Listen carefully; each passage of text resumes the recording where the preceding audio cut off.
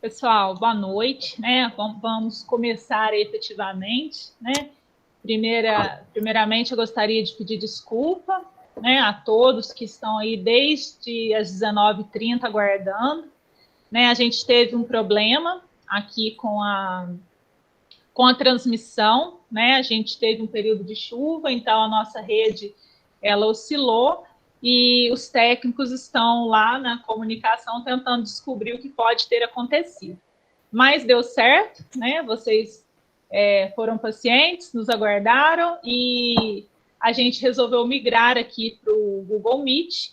E depois essa reunião está sendo gravada, essa apresentação, nesse encontro está sendo gravado, e depois nós vamos disponibilizá-lo no canal do YouTube, tá certo? Aqui no chat, a professora Ana Tércia, que também participa da organização da nossa programação do Outubro Rosa, ela vai colocar logo mais a lista de presença para vocês. Então, estou aqui gerenciando, conforme for chegando os participantes, eu vou permitindo a entrada deles.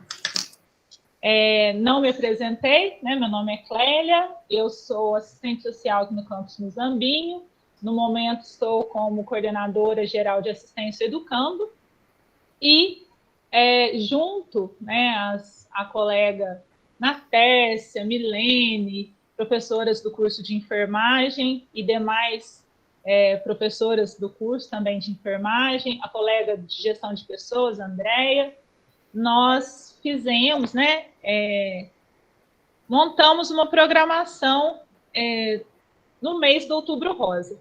Né? Então, houve parcerias aí com a Prefeitura Municipal da cidade, né? Houve envolvimento da comunidade interna e também externa para tratar, né, dessa temática da prevenção ao câncer de mama, que ela merece ser falada não só no mês de outubro, né? Mas o mês marca essa campanha, né? Então a gente resolveu fazer algumas ações. A programação ela teve caminhada, ela teve pílulas onde as estudantes de enfermagem participaram ativamente. Hoje a gente vai ter um encontro aqui, que logo mais eu vou apresentar as meninas, né, que vão conversar com vocês, as palestrantes. E amanhã também haverá um encontro com o psicólogo aqui da instituição e vamos finalizar também com uma parceria com a prefeitura, com uma pedalada, um evento, uma ação beneficente, né, para ajudar os voluntários do câncer. Então, a gente já espera aí todos que tiverem possibilidade. Depois no chat eu também vou colocar o link, né, da programação, onde vocês podem ter mais informações. Eu vou só, antes de apresentar para vocês aqui as palestrantes, a palestrante, eu vou passar a palavra para a professora Araceli, para dar também as boas-vindas a vocês. E, enquanto isso, estou permitindo o pessoal entrar, tá certo? Oi, Clélia. Oi, pessoal. Serei muito breve, entrei para dar um oi mesmo, tá? Em nome de toda a gestão do campus aí, parabenizar, tá? Clélia, Natércia, Milene, Andréia, todas que estão envolvidas aí na organização, né? Criando uma rede de conexão, né, Natércia? E cada uma colocando a sua contribuição, o seu conhecimento, reflexões, né? Para ajudar, né, todas as mulheres aí nesse mês de conscientização, né? Agradecer a Núbia que está aí conosco hoje, né, Núbia? Obrigada aí pelo seu tempo, né? Compartilhar o seu conhecimento conosco. Quero pedir desculpa, tá, Natércia e vocês demais que organizaram. Eu não pude estar presente em alguns momentos presenciais que vocês fizeram, porque eu estava de férias, você sabe disso, mas eu tenho acompanhado com muito carinho, com muita atenção, tá? E parabenizar aí a força de vocês, né? E novamente reforçar essa rede de colaboração para trazer informação, para trazer reflexão, né, a todas nós, tá? Então, muito agradecida em nome de toda a gestão do campus, tá? Nesse evento, né, com uma programação tão especial e todos vocês envolvidos. Forte abraço, tá bom? Obrigada, Araceli. Então, vamos lá, né? Eu vou apresentar aqui, né, a nossa palestrante, a Núbia, Núbia Taveira Sade, isso mesmo?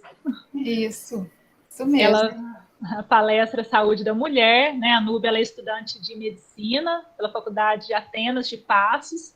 Ela também é membro da Liga Acadêmica da Faculdade de Atenas de Ginecologia e Obstetrícia, a LAFAG. A gente tem aqui também, né, contribuindo com esse momento, a Paola de Souza Tosi. Ela é graduada em bacharel em enfermagem pela Universidade do Estado de Minas Gerais, a UENG, e atualmente também estudante do 4º período de medicina pela Faculdade de Atenas de Passos. Então, sejam bem-vindas, né? Obrigada, né, pelo convite, né, por entender as nossas limitações aqui, né, os nossos problemas técnicos, mas eu tenho certeza que vai ser um momento muito prazeroso, tá? Então, fiquem à vontade e eu vou acompanhando aqui pelo chat. Agradecer também na Tércia, que está aí acompanhando e que vai nos auxiliar e contribuir com esse momento aí com conhecimento, a nossa professora do curso de enfermagem. Boa noite, fique à vontade. Então, boa noite, pessoal. Tá todo mundo me ouvindo, né? Tá tudo certo. Qualquer coisa, alguém me dá um oi aí. Meu nome é Núbia, como foi falado. Estou muito feliz de estar aqui hoje, né? Estou muito feliz com o convite. Fiquei muito agradecida e espero poder contribuir com vocês, né? Com algumas informações sobre o câncer de mama e a saúde da mulher, né? A saúde integral da mulher. Então, a gente vai começar fazendo a abertura falando sobre a promoção da saúde, que é o principal, né? A promoção da saúde em si é a base, é o que a gente tem que fazer para poder ajudar, auxiliar qualquer cidadão, qualquer mulher, homem também, com informações, né, que vão dar oportunidade dele conseguir manter a sua saúde. E também a prevenção primária, fazer a prevenção primária, né, para essas mulheres. O que a prevenção primária vai abordar, né? Controlar os fatores de risco que podem levar a mulher a ter uma doença. E é muito importante saber quais são esses fatores de risco, para que a gente possa atuar na prevenção, né? E a promoção da saúde com informações, né? Com algumas oportunidades que a gente gera para as mulheres sobre o controle de peso, sobre atividade física e várias outras coisas para elas poderem ter um bem-estar, né? Em geral. Então, a abordagem da saúde integral da mulher, ela visa isso, tanto a promoção da saúde quanto a prevenção primária, que está controlando os fatores de risco. No caso, a gente vai abordar aqui sobre os cânceres femininos, né? A abordagem da mulher, ela deve ser biopsicossocial, né? A gente tem que abordar elas questões não só físicas, mas também ter um vínculo, associar, né, as questões psicológicas também, que pode afetar a saúde da mulher, e principalmente garantir um acesso ao sistema de saúde, porque muitas vezes a mulher, ela não vai até o postinho, ela não vai até uma consulta. Então, às vezes, porque ela mora em um lugar distante, mora na zona rural, então fica difícil. Então, a gente tem que garantir esse acesso também indo atrás, né, dessas mulheres, para poder fazer uma busca delas mesmo e oferecer essas questões aí de promoção e prevenção. Então, entrando um pouco no câncer de mama, né, o que seria o câncer de mama? O câncer de mama é um grupo heterogêneo de doenças. Ah, mas como assim? Não é uma doença só? Não, são vários tipos, né? Existem vários tipos de câncer que pode acometer a mulher, né? Tem várias manifestações clínicas, não é só um tumor, né? Que pode acontecer ali na mama, um nódulo, e morfológicas. E a gente vai falar um pouquinho dessas manifestações que é de suma importância para a mulher saber o que é uma mama alterada, né? ela está acostumada com a mama dela, o que seria uma clínica? Uma mama alterada, uma mudança, né, anormal dessa mama.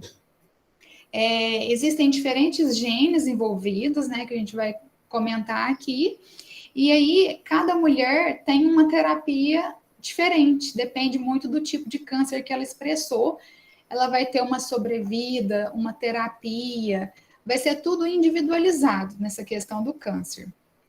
Falando um pouco da anatomia da mama, bem rapidamente, né, a gente tem aí de posterior para anterior, a gente tem aí o gradil costal, né, depois a gente tem os músculos, né, peitoral maior, peitoral menor, a fáscia e depois a mama em si, né, que é mais anterior a esse gradil costal. Na questão da mama, na anatomia da mama, a gente tem aí a questão dos ligamentos que vão suspender essa mama, nessa parte gordurosa que envolve a mama e também o parênquima, né, que são os ductos e os alvéolos mamários, né, cada um com a sua função, né, tem os ácidos, né, que vão produzir o leite e os ductos que vão estar ejetando esse leite até o mamilo. Aí o mamilo é essa parte protusa e em volta a areola que fica ao redor do mamilo, certo? E a pele. Então, é bom conhecer isso para saber da onde que vem o câncer, né? A anatomia para saber da onde que vem, qual célula que a gente está falando aqui que acontece a primeira célula maligna, da onde que vem, né? E a mama também, ela tem uma cadeia linfática muito rica. Essa cadeia linfática, ela não fica dentro da célula, ela fica fora da célula no que a gente fala de estroma. E esse estroma contém essa cadeia linfática, vasos sanguíneos também. Então, isso aqui é importante porque se tiver uma célula anormal ali, essa célula pode se propagar para essa cadeia linfática e gerar aqueles gânglios, né, que a gente faz a palpação e nota, e também, principalmente, para saber que esse tumor saiu dali e já caiu nessa cadeia linfática e pode propagar para vários outros locais do organismo, né, do corpo. Falando da epidemiologia do câncer de mama, então, no Brasil, excluindo os tumores de pele não melanoma, né, que é o CBC, o SEC, aqueles cânceres de pele, o de mama é o mais incidente nas mulheres de todas as regiões, né? Principalmente, a gente tem até um mapa falando disso, no sul e no sudeste. No Brasil, então, são as maiores taxas de incidência do câncer de mama. E isso tem muito a ver com o hábito de vida nesse local, né? Às vezes as mulheres trabalham mais, não tem uma vida mais sedentária, a alimentação não é tão boa, né? E vários outros fatores de risco, né? Inclusive, nos países desenvolvidos, né, a taxa de incidência de câncer é maior que nos subdesenvolvidos. Então, tem muito a ver com a alimentação e os hábitos de vida. E aí, essa expectativa aí para o triênio de 2020 e 2022, que foi publicado pelo INCA, está estimado, né, 66 mil novos casos de câncer por ano desse triênio. Então, é muito alto, né, a incidência é muito alta, e por isso que a gente tem que trabalhar nos fatores de risco modificáveis, né, que é o que a gente pode estar fazendo, né, na prevenção, mesmo atuar na prevenção. Então, falando disso, né, dos fatores de risco, os fatores principais de risco, ser mulher, porque homem também pode ter câncer, só que é só 1%, né, dos casos, mas ser mulher, então, é um fator de risco. Ser branca também é um fator de risco. A idade maior que 40 anos, porque quanto maior a idade, mais chances de mutações e maior vai ser a exposição também aos hormônios, né, ao estrogênio, por exemplo. A mulher de 40 anos já ficou exposta há muito mais tempo que uma mulher de 20, por exemplo, né? A pessoa que já teve um câncer de mama também tem um fator de risco aumentado para ter um novo tipo de câncer de mama. E os hábitos de vida. Isso é o principal que a gente tem que bater na tecla, porque é o que a gente pode modificar, né? A idade não tem como, né? A cor não tem como modificar, mas os hábitos de vida, sim. Então, o que é muito falado, né? A questão da obesidade, né? A obesidade é um fator de risco. Por quê? Porque a obesidade, ela tem, a pessoa que é mais obesa tem a questão da gordura mesmo, né? E os tecidos de gordura, ele tem uma produção de hormônio periférico, né? A estrona, que a gente fala. É um tipo de hormônio, ele é mais, assim, a potência dele é menor do que os outros estrogênios, mas ele é muito produzido nas pessoas que têm a questão da obesidade. Então, essa taxa de hormonal no obeso é maior do que na pessoa que tem o IMC normal. Então, é um fator de risco também a questão de hábito de vida, o alcoolismo. O alcoolismo, geralmente, quando você toma esse álcool diariamente, não é um alcoolismo esporádico, né? Quando você tem aquele hábito, porque ele inflama, né? Tem a questão inflamatória intestinal e ali ajuda, contribui para os carcinogênios, né? Entrar pela corrente sanguínea ali na absorção intestinal. A questão do tabagismo é muito polêmica ainda, do anticoncepcional também. Então, não é provado que o anticoncepcional seja um fator de risco para o câncer de mama, né? Não é um consenso ainda. A questão da história familiar é importante, principalmente o parente de primeiro grau, né? Mãe, irmã ou filho, né? Então, aumenta bastante o risco de câncer na mulher que tem história familiar com parente de primeiro grau. Só que a questão da genética, né? Até é engraçado que são só 10%, em torno de 10% dos cânceres são hereditários.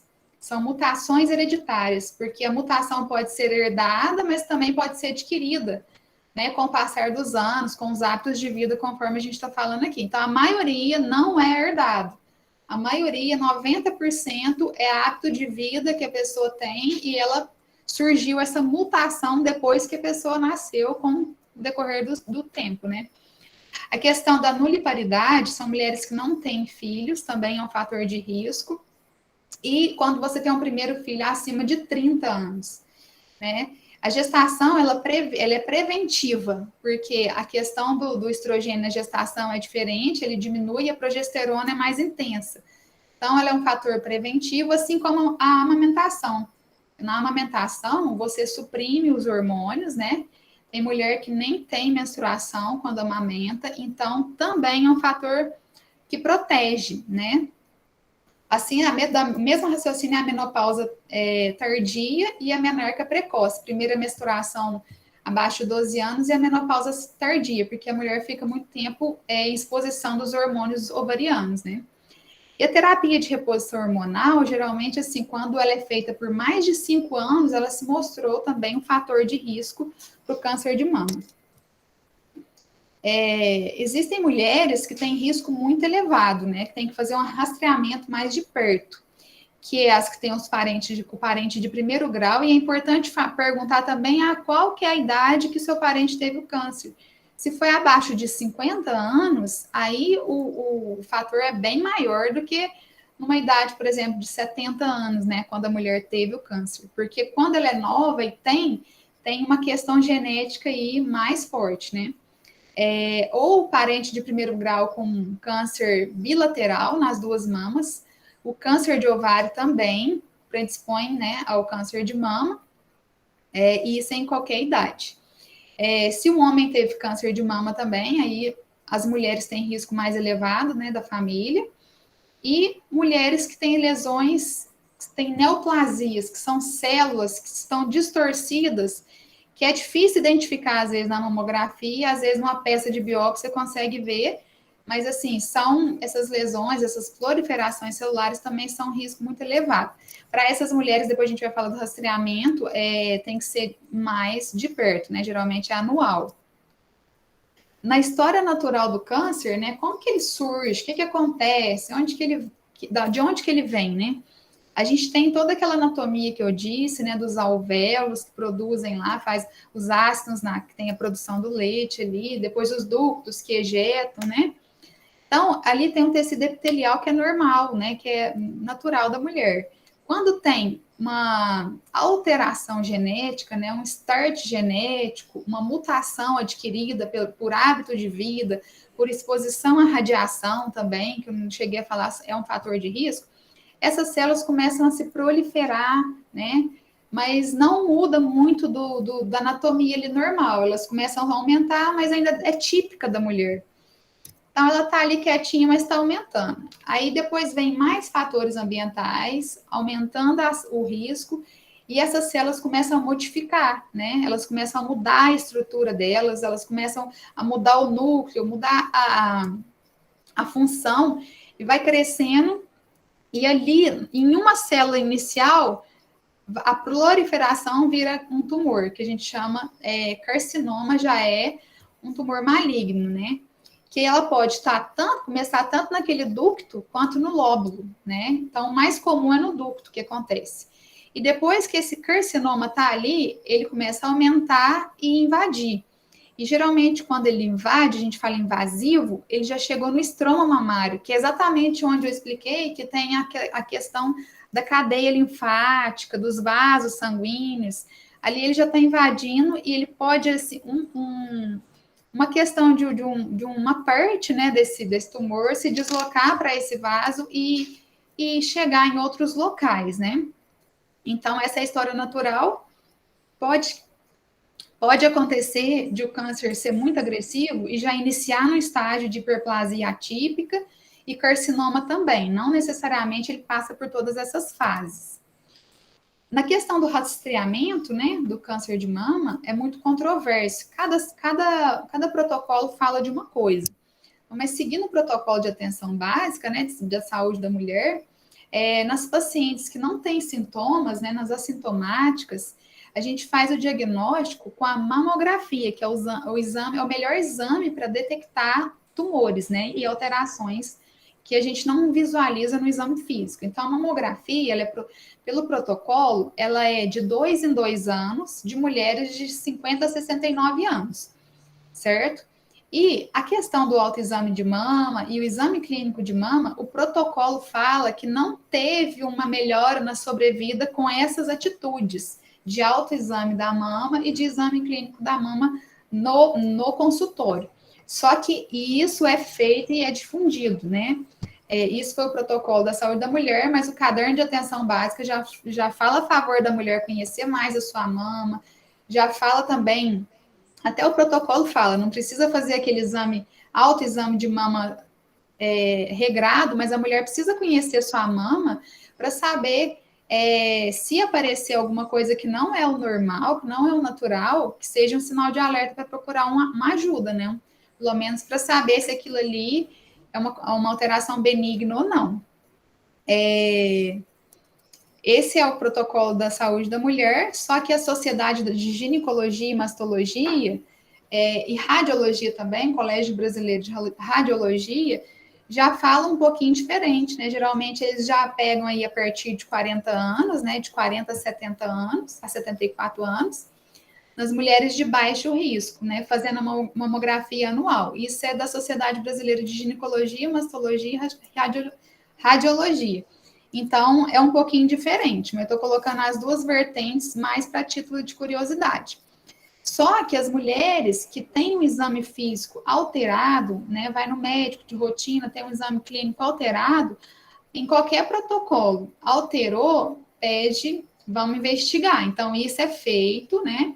A gente lá na Policlínica trabalha na parte de ginecologia, a gente faz exame físico das mamas em todas as mulheres, independente se ela tem ou não uma queixa. E se tiver alguma alteração lá, né, pelo SUS mesmo, a gente consegue encaminhar, fazer exames de imagem, de biópsia e até encaminhar para tratamento em mulheres de qualquer idade, tá? Mulheres que têm mutações genéticas, né, que têm aqueles fatores de alto risco, como eu falei, elas também podem elas são encaminhadas para fazer o exame anual. Então, é diferente, né? 2 em 2 anos para as mulheres sem fatores de risco, sem sintomas, né? Então, tem as particularidades.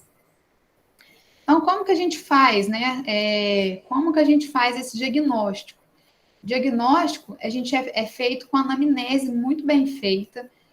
Tem que perguntar para a mulher, a gente pergunta, né? É necessário perguntar os antecedentes familiares, porque ela não vai chegar e falar, né? Perguntar se fez alguma cirurgia nas mamas, né? se teve alguma biópsia prévia, porque às vezes fez um resultado, fez um exame de mama e ficou ali engavetado, não retornou no médico.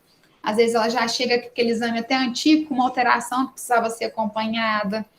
Às vezes chega uma mulher que faz muito tempo que não faz uma mamografia, muito tempo que não faz um exame, né? Tem que orientar, né? Perguntar se ela já foi exposta a alguma radiação, para ver se ela tem um fator de risco maior, se ela fuma, se ela ingere bebida alcoólica, tudo isso a gente faz na história clínica, o médico vai fazer para levantar os fatores de risco dessa mulher para um possível câncer de mama.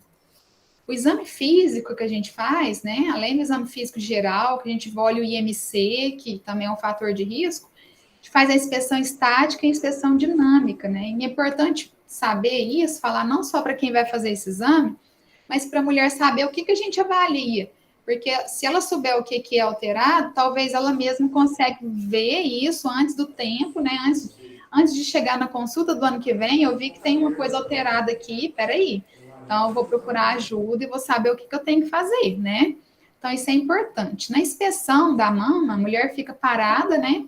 Fica com os dois braços um do lado do outro, sobrepostos, e a gente vai avaliar essa mama para ver se tem alguma assimetria. Então, a mama geralmente tem uma assimetria natural, mas quando ela é muito evidente, a gente a gente preocupa mais, né? Então, assimetria, mudança de coloração na pele, né? Às vezes um edema, a edema quando fica inchado, né? Quando fica vermelhinho, né? Um eritema, também não é normal, tem que avaliar. Às vezes, no mamilo da mulher, né? Sai algumas secreções. Essas secreções, elas têm algumas secreções que são benignas, que são alterações benignas que pode acontecer. Às vezes, algum medicamento que a mulher está tomando, né, que tem alteração hormonal, mas pode ser maligna também. Então, quando sai, por exemplo, alguma secreção em uma mama só, um ducto só, né, uma papila só, unilateral, é mais preocupante. A cor da secreção, quando é transparente, né, ou quando ela é tipo uma meio avermelhadinha, que parece que tem um pouco de sangue nela, também não é normal. Então, a gente tem que estar em alerta. E a questão também de retração do mamilo. O mamilo, geralmente, ele é protuso, ele é para fora, né? Quando o mamilo ele se volta para dentro, isso pode ser um sinal também de anormalidade. Na inspeção dinâmica, a gente pede para a mulher movimentar os braços, né? Quando ela movimenta ali, se tiver um tumor, às vezes ele está aderido aos planos profundos, aderido à questão da musculatura, né, da anatomia que eu falei, às vezes acontece a hora que ela movimenta, tem uma retração ali na pele, que você não viu quando estava na inspeção estática, quando a mulher estava parada. Então, a gente pede para levantar os braços, para baixar os braços e comprimir aqui a questão do quadril para ver se tem alguma normalidade na pele mesmo, tem alguma retração, algum abaulamento, alguma mudança dessa anatomia. Depois a gente faz a palpação, né? Muita mulher faz, né? Muitas mulheres fazem essa palpação mesmo, para ver, para se conhecer melhor, e a gente faz isso também. A palpação a gente vai procurar por nódulos, né? Para ver se tem alguma alteração nesse nódulo. Se esse nódulo, por exemplo, encontrei um nódulo, todo nódulo é câncer? Não. A maioria não é câncer, né? Por exemplo, a maior parte dos nódulos são fibroadenomas, que são benignos, principalmente na mulher na idade reprodutiva, né? Então, a gente faz a palpação procurando o nódulo.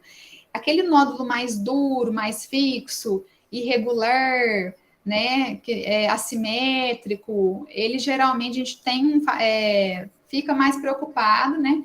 E manda a mulher, encaminha a mulher para um exame de imagem, né? Então, essas são as características do nódulo maligno. Ele é mais duro, enrijecido, ele é assimétrico, né? E mais aderido aos planos profundos.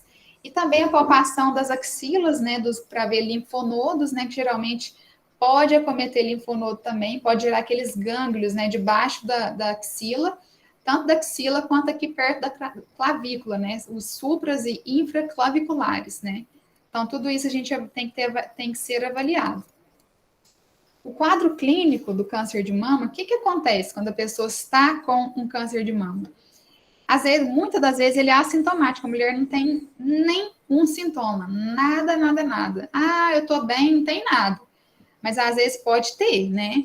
Então, nos estágios iniciais, ela não tem sintoma. Quando consegue palpar um nódulo, se ele for maligno, geralmente a doença já está mais avançada. Por isso que é importante os exames de imagem, né? Esse rastreamento. Então, geralmente a mulher pode ou não, né, palpar um nódulo, né? Ter uma alteração na pele, como eu falei, descarga da papila, que são essas secreções, retrações, né? Tudo isso conforme eu falei que a gente avalia, né? Como que faz o diagnóstico? Então, é pela história clínica que a gente vai abordar quais os fatores de risco ela tem. O exame clínico das mamas alterou, pede um exame de imagem, né? Aqui tem outros achados, mas eu falei todos já, né? Aí, o que o médico vai solicitar, né, para essa mulher? Geralmente a mamografia, só que em mulher jovem, quando tem alteração, a mamografia não penetra bem, a mama é muito densa, tem muita glândula e não tem a questão de gordura, né? Então, a mamografia não penetra bem. Então, tem que pedir uma ultrassonografia para acompanhar. Muitos médicos hoje já pedem os dois, né? Associa mamografia e ultrassom, porque consegue ter uma sensibilidade melhor. Então, na mamografia, vai conseguir visualizar tanto a mama quanto a parte das axilas. A ressonância, geralmente, é mais para quem tem já o câncer, né, e está vendo se tem alguma recidiva. E tem alguns outros exames também que a gente usa para ver se tem metástase, né, que tem quando o tumor já avançou e foi para outros locais do organismo, né. Os principais sítios de metástase do câncer de mama é o sítio ósseo, né, o pulmão e também o fígado. Então, para ver osso, a gente pede esse exame, que é a cintilografia, e quando pede o exame de imagem e viu que está alterado na imagem também, aí para confirmar, para bater o martelo, a gente faz a biópsia, né? Que é o histopatológico, para ver como essa célula tá, que tipo que é a lesão e todos os dados que o médico precisa para conduzir essa mulher. Então, quando a gente pega o exame que a gente faz, né, de mama, vai vir essas categorias aí. Muitos pacientes têm dúvida, o que seria isso? Né? Às vezes desesperam. Nossa senhora, número 3, o que é isso? Né? Então, é bom até a gente saber para poder dar informação para elas, né? Se vir zero, o exame é inconclusivo. Você tem que fazer, por exemplo, mamografia vez zero. Inconclusivo. Você tem que fazer um outro tipo de exame, às vezes um ultrassom, uma ressonância, para complementar esse estudo. Categoria 1 é uma mama normal, pode seguir rotina, né, de rastreamento. O 2 é um achado benigno, pode ser um cisto mamário, né? A mulher que tem uma prótese de mama, às vezes vai número 2, né, que é um achado benigno. O 3 também é provavelmente benigno, só 2% de chance de risco de câncer, né? Mas mesmo assim, essas mulheres que têm o número 3 ali no resultado da categoria, elas são acompanhadas mais de perto, de 6 em 6 meses. 4 já é um achado suspeito, né, de um nódulo maligno, aí já faz a biópsia. O 5 é altamente suspeito, também a mesma conduta, faz biópsia. E o 6 já é uma mulher que está tratando o câncer de mama, a gente já sabe que ela tem o câncer. Então, esse tipo de imagem aí, o tipo de nódulo benigno, né, que ele é bem circunscrito, né, bem delimitado, é o típico de um fibroadenoma, que é benigno, né. Tem os cistos, né, os cistos, na maioria das vezes, são benignos, esse é um tipo de cisto diferente, complexo, que também pode ter cisto maligno, que vem naquele número 4, né, que é suspeito, aí precisa fazer a biópsia. E geralmente, no exame de imagem, quando tem o câncer mesmo, é uma imagem de um nódulo mal delimitado, especulado, né, conforme nessa imagem aí, pode ter até algumas calcificações que a gente fala pleomórficas, que tem várias formas, né? Então, ele é um nódulo esquisito. Você vê que ele é especulado, ele não é circunscritinho igual benigno. Então, esses tipos histológicos aqui, tem vários tipos. O mais comum é o que acontece lá no ducto da mama, né? 70% a 80% é nesse local dos cânceres. Depois que a mulher faz a biópsia, aí vai ter o estadiamento dela. O médico vai estadiar para saber o tamanho do tumor, se já foi para o linfonodo ou não, com várias técnicas que eles fazem, né, de biópsia, né? tem a técnica do linfonodo sentinela, que ele vai ver se esse câncer já espalhou para o linfonodo. E aqui o estadiamento tem vários estágios clínicos, por isso que é a importância que a gente fala sobre a prevenção.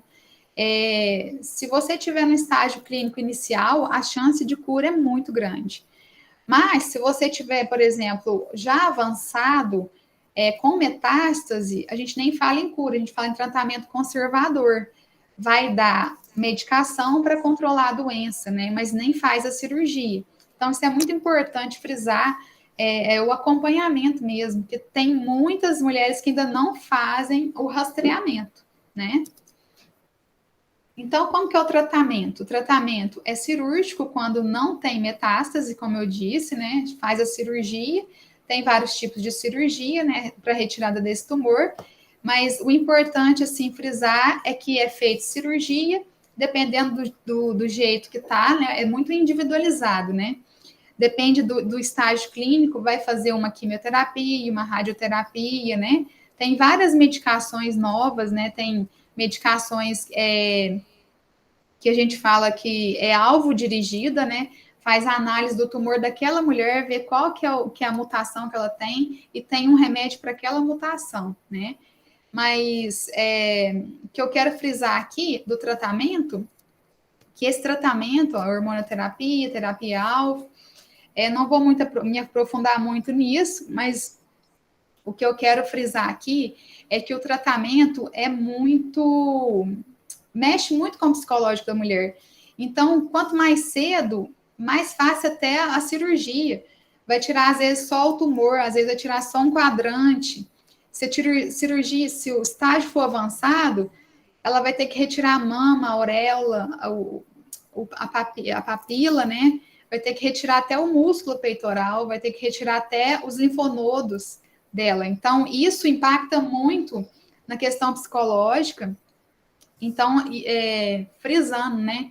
Saber conhecer os fatores de risco, a gente pode ajudar muitas mulheres nessa prevenção. E como que é o prognóstico? Como que eu sei se a mulher tem um bom prognóstico depois que ela faz o tratamento, né? Quando já tem invasão para aqueles vasos linfáticos, né, que a gente mostrei, já é um fator de recidiva. O que é recidiva? Você fez o tratamento, você tirou, fez a cirurgia, você retirou, mas daqui um ano pode voltar, né? Então, o que é um fator de risco para voltar? Quando o tumor já foi para os vasos linfáticos e os vasos sanguíneos. Em pacientes mais jovens também é um fator de risco. Quando o câncer é hereditário, herdado, uma mutação, né, no gene BRCA1, BRCA2. Se a mama é pequena, a cirurgia fica grande, porque não dá para retirar totalmente o tumor, às vezes tem dificuldade.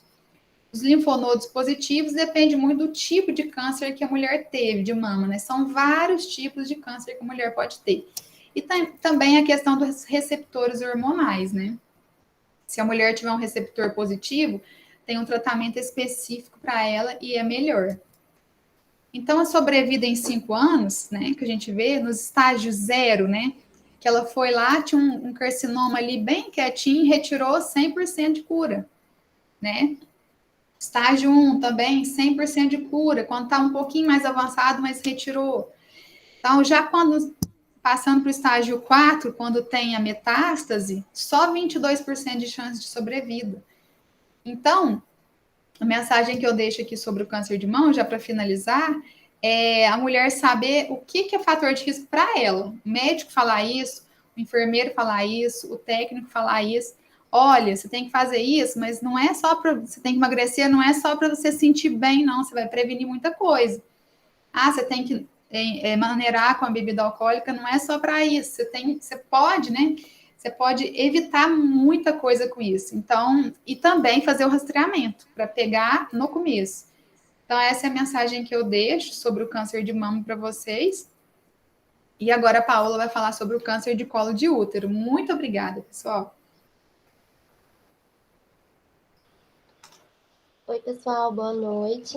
Primeiramente, eu queria agradecer o convite, né, que foi feito para a gente estar fazendo essa palestra, conversando com vocês sobre esses temas que são muito importantes, abrangendo agora, né, o Outubro Rosa principalmente. E meu nome é Paola, então, eu sou enfermeira formada pela Universidade do Estado de Minas Gerais e atualmente eu sou estudante de medicina junto com a Núbia, na mesma faculdade. Eu vou começar falando para vocês um pouquinho sobre o câncer de colo de útero. Então, ele é um tumor, esse tipo de câncer, que ele vai fazer, ele vai provocar alterações nesse local. A gente pode considerar que são divididos em duas partes. É a endocervice, que é a parte mais interna do colo uterino, e ela é revestida por uma camada de células cilíndricas que são responsáveis por produzir o muco vaginal. E a gente tem a ectocervice, que é a parte mais externa, que ela está em contato com a vagina. Aí nessa foto ao lado, eu pus para vocês conseguirem ver as diferenças e as apresentações que o câncer de colo uterino pode apresentar. A primeira parte é um colo normal. A segunda parte embaixo é uma lesão de baixo grau, como às vezes é só alguma proliferação celular, um começo de alteração ainda. Na terceira foto já é uma lesão de alto grau, é uma lesão mais invasiva. E a última parte, que é a quarta, já é o câncer por si próprio falado, é uma lesão mais agressiva. Pode passar, Nuno, por favor. E se tratando em epidemiologia, o câncer de colo uterino, ele está no Brasil na quarta colocação. Ele fica atrás do câncer de pele, né, que está em primeiro lugar. Em segundo lugar está o câncer de mama, como a Nubia falou. E o câncer de colo uterino, ele vem em quarto lugar, então. E é importante a cobertura dele, espera-se erradicar, né, e fazer a cobertura de toda a população, porque o rastreamento dele, feito através do preventivo, do Papa Nicolau, ele é realizado na porta de entrada, que é a atenção básica. Então, assim, é um serviço que é de fácil acesso e é muito importante para estar ajudando as mulheres. É importante também a gente lembrar que a gente tem disponível pelo SUS a vacina quadrivalente, que é para prevenir o HPV, né? Que são os vírus 6, 11, 16 e 18. Disponíveis para meninas e meninos também, na faixa etária correta de 11 a 14 anos, né? Para eles tomarem essa vacina e se imunizarem para prevenir esse contato com o HPV, né? Que é esse câncer que causa grandes acometimentos do corpo humano. Pode passar. No rastreamento, então, ele é feito dos 25 anos até os 64 anos de idade em mulheres que têm fase sexual ativa.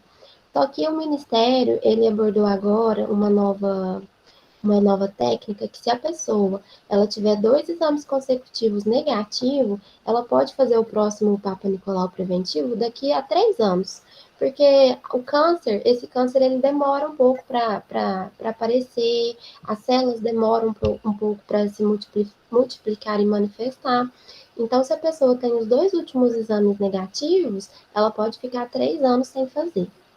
Observações que a gente tem que fazer, que a gente tem que atentar e tomar um cuidado especial. São as gestantes, né, para fazer esse preventivo. Não é aconselhável estar realizando o preventivo nas gestantes no primeiro trimestre, né? Porque tem esse contato com o colo, às vezes pode fazer o colo ficar mais amolecido, mais friável, né? Que é uma predisposição para um aborto. Geralmente a gente faz no segundo trimestre, né? Esse preventivo. É muito importante porque às vezes, como a mulher não vai no PSF, durante o pré-natal, se ela não tiver feito, é muito bom você realizar nesse período de segundo trimestre. Mulheres na pós-menopausa, é importante a gente tomar um cuidado também, porque ela tem uma queda na taxa de estrógeno, então pode ter uma mudança dessas células, né? Então é muito importante a gente fazer o preventivo por causa dessa alteração também. A gente tem que alertar também, tomar um cuidado para as mulheres esterectomizadas, porque às vezes a gente pensa assim, ela fez esterectomia, ela não precisa fazer, né, o preventivo, só que depende. A gente tem vários tipos de esterectomia. A parcial, existe a parcial, onde a gente tira só o útero, mas o colo, ele fica, né, na mulher. Então, é muito importante a gente pensar e lembrar isso, porque ela vai ter o colo dentro do organismo, então ela vai precisar, sim, fazer esse preventivo. Outro ponto que a gente tem que dar importância é, às vezes, a mulher falar que ela não tem história de atividade sexual ativa. Mas tem gente que acha que a relação sexual é só quando ocorre a penetração. mas normalmente não é. Até objetos, brinquedos, às vezes que se usa, que se compartilha com outras pessoas, pode ter esse vírus e levar essa contaminação. Uma relação oral, por exemplo. Então, não significa que tenha que ter só a penetração, mas através de relação oral e brinquedos, objetos compartilhados, também pode se ter essa contaminação. Então, investigar. Se às vezes a pessoa fala que não tem relação, investigar assim a fundo. Imunossuprimidas. A gente tem que tomar um cuidado também, um alerta, porque como essa mulher ela vai ter uma queda, né, nas células de linfócitos, de TCD4, que são as células de defesa, elas ficam mais predispostas a infecções, e principalmente infecções oportunistas. Então, geralmente, quando a mulher ela é imunossuprimida, a gente faz o preventivo, né, de 6 em 6 meses, é até de menos em menos tempo. A gente tem que tomar cuidado também durante o período menstrual. A menstruação, as células estão modificadas, né? Porque a gente tem a descamação do endométrio. Então, a gente não faz o preventivo quando a mulher está nesse período menstrual. O adequado é que a gente se espere 5 dias após a menstruação para estar fazendo o exame. E um outro ponto que a gente tem que tomar cuidado é o cisto de Nabote. Eu até coloquei uma foto para vocês verem, que é essas manchinhas brancas que às vezes aparecem no colo uterino. Isso é devido a uma obstrução dos ductos de muco, de células mucosas, que a própria mulher, é da flora da mulher. Então, às vezes, vai aparecer esses cistos no colo, e às vezes a pessoa já dá uma atenção assim, acha que é um câncer, por exemplo, ou alguma lesão. Mas isso é um cisto normal por causa de obstrução de ductos. Pode passar. E na avaliação clínica, o que a gente, como profissional da saúde, a gente tem que atentar? No colo, a gente pode perguntar para a paciente se ela apresentou algum sangramento, se ela teve algum, até aquele sangramento de escape, aquele sangue pouquinho que às vezes sai, alguma leucorreia, que é algum corrimento com algum cheiro forte, se ela tem alguma dor pélvica, se ela tem alguma queixa urinária. Durante o exame, quando a gente for fazer a coleta, a gente pode observar se tem esse sangramento, se tem tumoração, que é o aumento, né, desse tecido, o avermelhamento, se tem alguma úlcera, uma lesão, um machucado, e até a necrose, né, a falta de oxigenação desse tecido.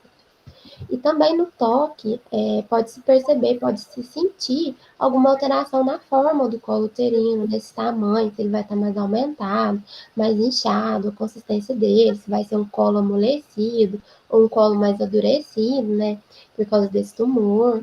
E essa mobilidade, se ele é flexível ou não. Pode passar, Lúcia.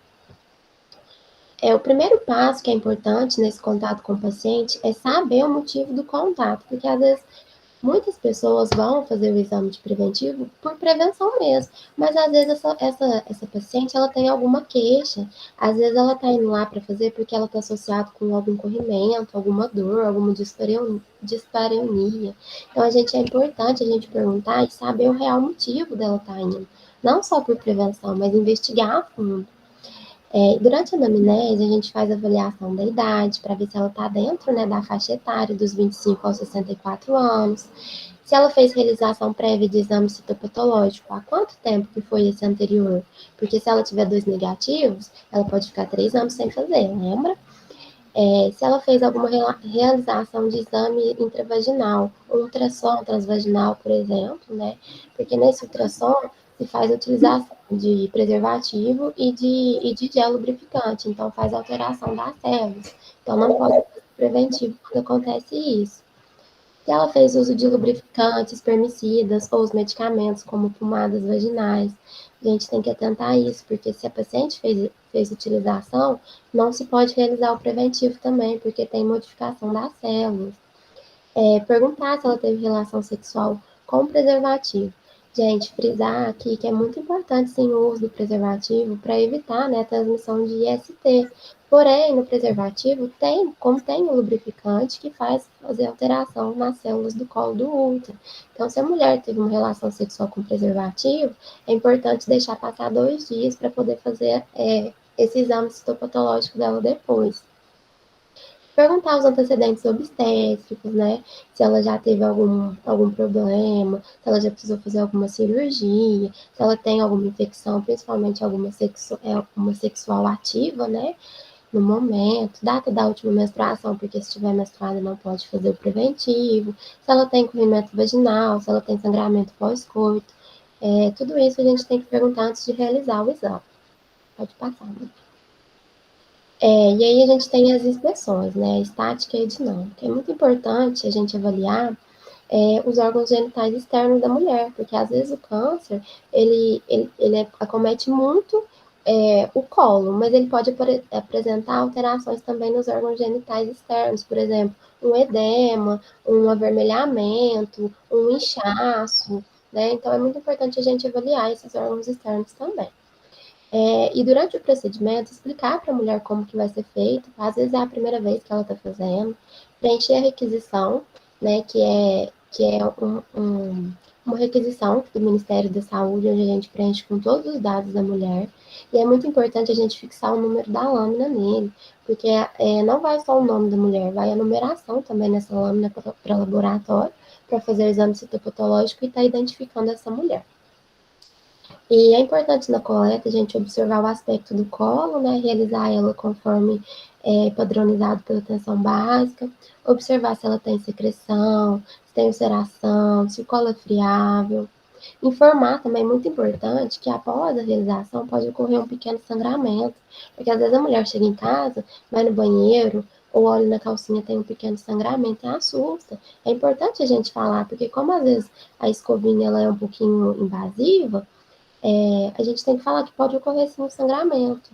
Depois, buscar o resultado, né, desse exame, e muito importante marcar um retorno para essa mulher, para estar explicando o resultado desse exame, encaminhar para um médico, uma consulta médica se necessário, ou até um serviço especializado de tratamento, referência. Pode passar, por favor. Aí é a tabela que hoje em dia, essa é a tabela hoje em dia que geralmente é trabalhado, porque existem as alterações em células escamosas e em células glandulares. Quando são de baixo grau, ou quando são só alterações mais leves, mais sensíveis, pede para estar repetindo esse exame em 12 meses, tá? E quando apresenta lesões de baixo grau, geralmente elas somem em 6 meses. Então, a gente pede também para estar repetindo esse exame. Aí, se não tem o sumiço dessa lesão espontaneamente, aí a gente vai passar para fazer um acompanhamento melhor, em menos tempo, e, se necessário, fazer uma colposcopia. Agora, quando já vem uma alteração mais alta, né, de elevado grau, ou se já vem carcinoma, aí já vai direto para a colposcopia. A colposcopia é um exame onde a gente coloca um corante, né, aplicado um corante no colo uterino da mulher, e esse corante ele vai apresentar as células que foram adaptadas, as células que estão modificadas.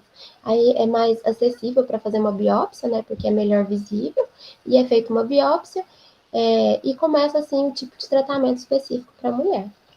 Pode passar, por favor, Lu.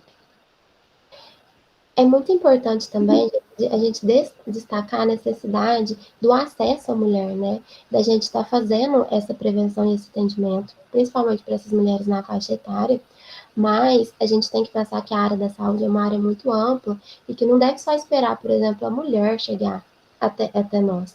Eu, como enfermeira, né, já trabalhei na atenção básica, eu posso citar um exemplo de que a gente fazia, e eu achava muito, muito bacana, porque a gente atraía muito mais mulheres. Como o PSF ele é responsável por uma área específica do bairro, da cidade, por exemplo, se às vezes tinha, eu tenho um salão de beleza aqui na área, né, aqui no local do PSF. O PSF ele pode fazer, por exemplo, atividades extra, né, fora do serviço. Por exemplo, ir lá, que tem muito mais mulher, né, fazer um atendimento voltado para elas, e ceder o horário, né, de atendimento, por exemplo, fazer um dia à noite, ou fazer um atendimento no sábado, porque tem mulheres que trabalham, né, e não pode estar indo, para atender esse público-alvo e ter uma melhor cobertura. Pode passar, Nubia, por favor. E também essas estratégias, elas são muito importantes para trabalhar população-alvo de mulheres que às vezes são muito negligenciadas dentro do sistema, que infelizmente hoje ainda existe muito, como as mulheres às vezes deficientes, lésbicas que sofrem às vezes um preconceito, bissexuais, as transexuais que às vezes ficam inseguras e têm até um certo receio, né, de ir no serviço. Mulheres negras, mulheres que são profissionais do sexo, geralmente não vão muito no serviço e, assim, elas têm mais predisposição, né, para estar desenvolvendo alguma infecção, então é necessário, e principalmente mulheres em situação de rua. Eu posso citar um exemplo também, que trabalhando na prática, tinha mulheres em situações de rua que elas tinham dificuldade de entrar no serviço por, às vezes, não portar um documento, por, às vezes, elas não terem residência fixa, a unidade não queria atender por não ter o endereço para se colocar. Então, a gente tem que trabalhar muito isso em dia também, para aumentar essa taxa de cobertura e assim, facilitar o acesso dessas mulheres dentro do sistema. Então, isso é muito importante.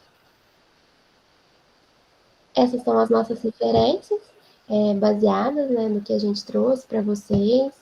E eu queria muito agradecer pelo convite, meu nome no Danúbia, e dizer que a gente ficou muito feliz. É isso. Muito obrigada.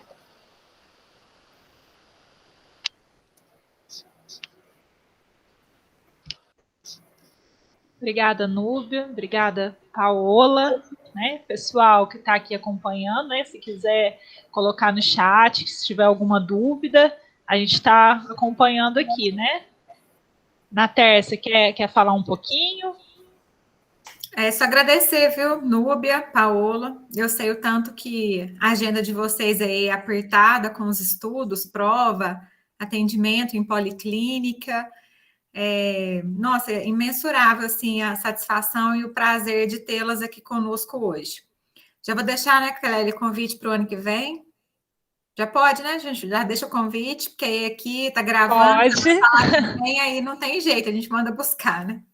Então, meninas, obrigado, parabéns pela explicação, né? Vocês estão, assim, excelentes alunas aí na faculdade, tá? Vão ser excelentes profissionais também, foi muito esclarecedora. E tanto a Paola quanto a Núbia, o convite realmente, a gente brinca aqui, mas ele está estendido para o próximo ano. Se Deus quiser, né, faremos essa mesma programação, mas de forma presencial, né, que é mais humanizada, que é mais calorosa, que é do jeitinho que a gente gosta. O pessoal que participou, que está aqui, muito obrigado. E obrigada também pela compreensão aí. A gente tentou fazer a transmissão no horário correto pelo YouTube, mas infelizmente, né, falhas técnicas acontecem, né? Ainda mais nesse momento que a gente está agora aí de tudo ser digital. Mas graças a Deus que tudo deu certo, a gente conseguiu fazer a transmissão. E depois essa gravação também será disponibilizada lá no canal do YouTube do Campus Muzambinho, tá bom? Obrigada, meninas, Clélia e todos os parceiros aí dessa semana. A Araceli que está aí, equipe de gestão, obrigado, viu? Obrigado pela força e pela parceria aí nessa semana aí de eventos em prol da mulher, em prol da saúde da mulher. Obrigada. Obrigada, pessoal, para os participantes, Núbia, Paola, foi uma palestra realmente, assim, muito boa, vocês esclareceram bastante, eu só tenho a agradecer também. Obrigada às duas aí. Até mais, boa noite a todos e todas.